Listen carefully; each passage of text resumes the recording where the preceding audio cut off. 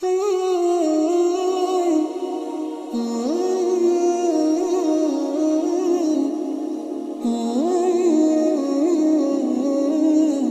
کے نبی نے فرمایا, صحیح حدیث ہے, کہ قربانی کے دن میں اللہ کو جانور کا خون بہانے سے زیادہ کوئی عمل محبوب نہیں ہے.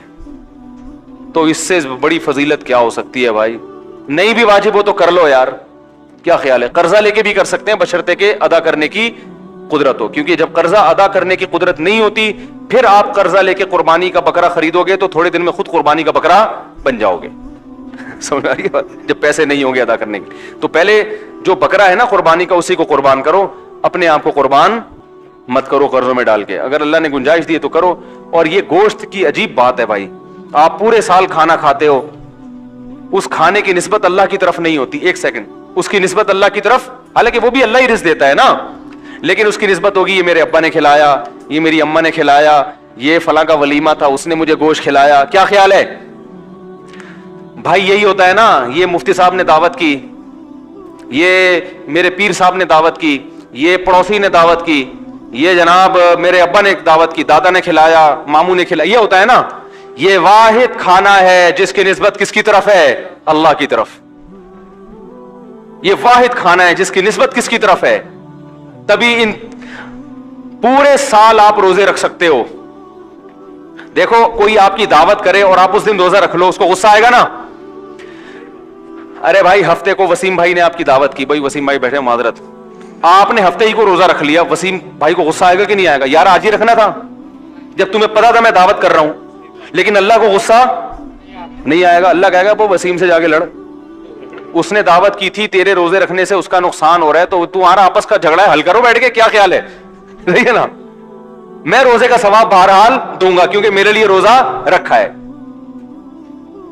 وسیم تو ناراض ہوگا کہ اس کی دعوت تم نے ٹھکرا دی. ہاں اگر ویسے ایک مستحب عمل ہے کہ مسلمان کا دل خوش کرنے کے لیے روزہ نفلی توڑا جا سکتا ہے, وہ ایک الگ مسئلہ ہے, لیکن نہ توڑیں تو بھی ٹھیک ہے, توڑ دیں تو اور اچھا ہے, بعد میں قضا کر لیں کہ یار اس کا دل بھی خوش. لیکن اللہ ناراض نہیں ہوگا.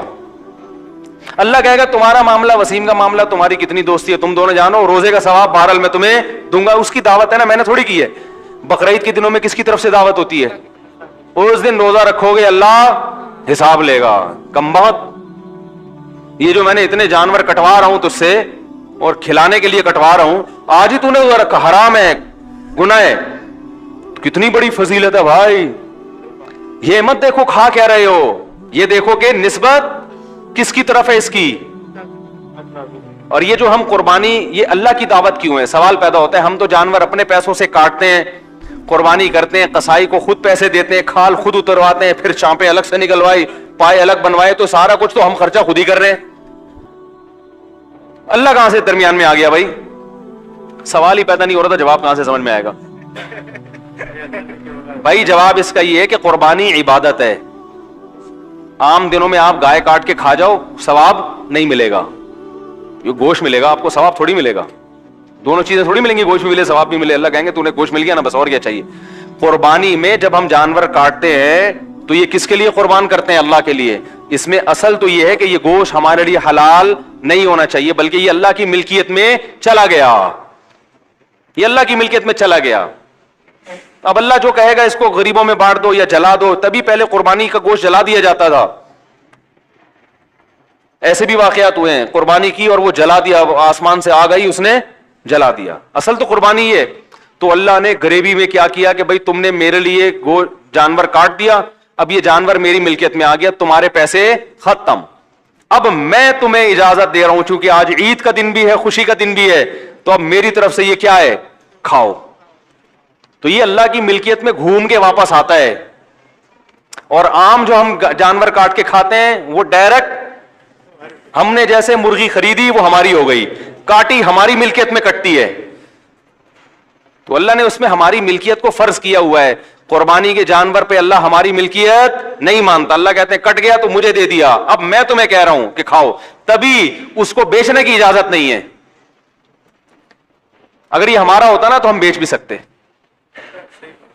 آپ نے جانور ذبح کر کے کاٹ دیا ہے بھائی, اب آپ دکان کھول کے بیٹھے ہوئے, قربانی کا گوشت کیا کرنے ہیں, بیچ رہے ہیں. اجازت ہے کیا؟ نہیں. اگر بیچ دیا تو قیمت صدقہ کرنی پڑے گی.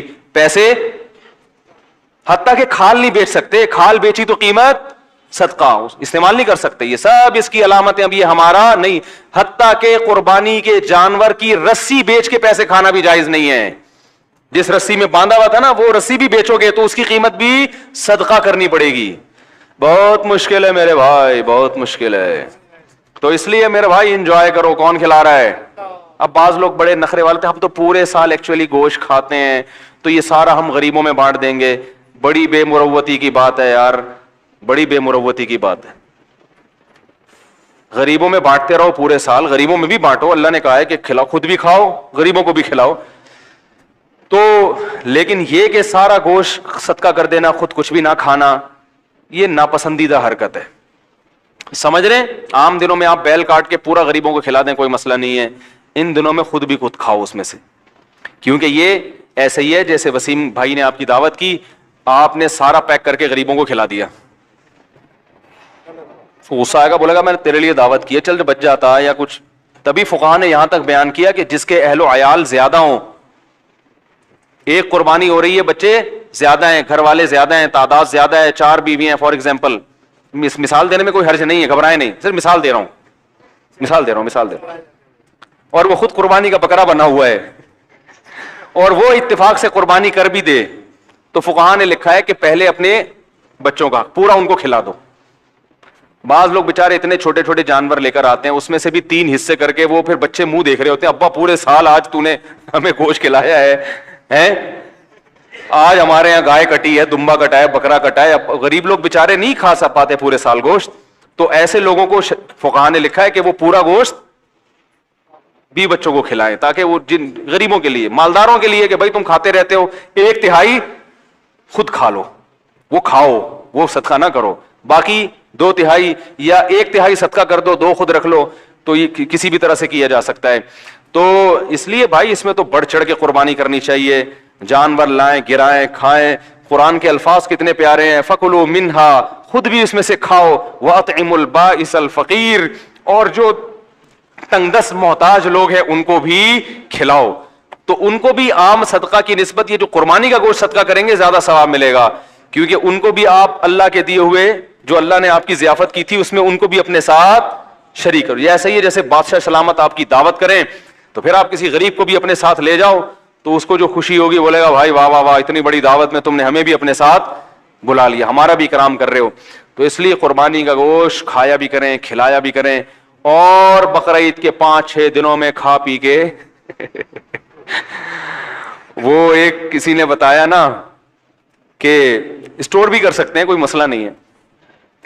وہ کسی نے کہا کہ خواب دیکھا, محرم میں خواب دیکھا کہ سب لوگوں نے جو قربانیاں کی تھی ان کے جانور پورے صحیح سالم جنت میں ٹہل رہے ہیں, اور اس کا بکرا بغیر ٹانگ کے, ایک ٹانگ نہیں ہے, 3 ٹانگوں پہ جنت میں ٹہل رہا ہے. اس نے فرشتوں سے پوچھا یہ کیا ماجرا ہے؟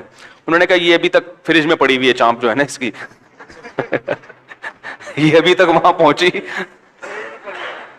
تو ایسا نہ ہو کہ وہ سارا آپ کا بکرا صرف سینگوں کے ساتھ ٹہل رہا ہو وہاں پہ, وہ تلاش کر رہا ہو کہ میرے نیچے بکرا کب لگے گا آ کے تو ایسا نہ ہو. تو کھائیں بھی کھلائیں بھی, یہ اللہ کی طرف سے ضیافت ہے. اللہ تعالیٰ جو ہے اس قربانی کو ہمارے لیے برکت کا ذریعہ بنائے.